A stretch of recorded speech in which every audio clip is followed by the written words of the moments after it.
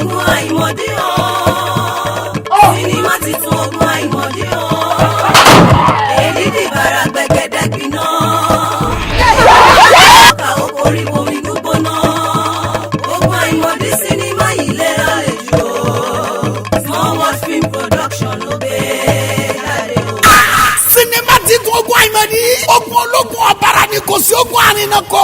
Kì í bá ní ayẹrí gbọ̀ngbọ̀n ní kọ́lọ́rọ̀ ogun àìmọ̀dí lẹ́lẹ́yìí o. Bọ́sì Afọlábí olójú kò mú ọ lọ. Ọ̀pá kuruku yagi ẹ̀ bá ọ̀nà. Sátọ̀bù nú eléyìí lágbára ju ogun àìmọ̀dí ni. Ogun pátápátá la fojú kunàkunà la dẹ́tẹ̀ kata yẹnyẹn ju ẹ̀.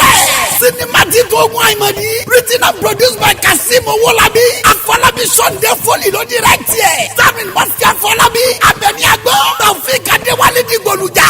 Bójí Afọláyàn Ọláyíwọlá. Owolabi Kasim. Radeke Arúgbó. Yétúndé Ògúnṣọlá. Ṣadé Ṣóyọ̀mbọ̀. Ọ̀túnba Òbí Sanya àti bẹ́ẹ̀ bẹ́ẹ̀ lọ. Nínú sinimá titun ogun àìmọ̀dí. Subtitled in English. Ó ti jáde sórí VCD nìkan báyọ̀.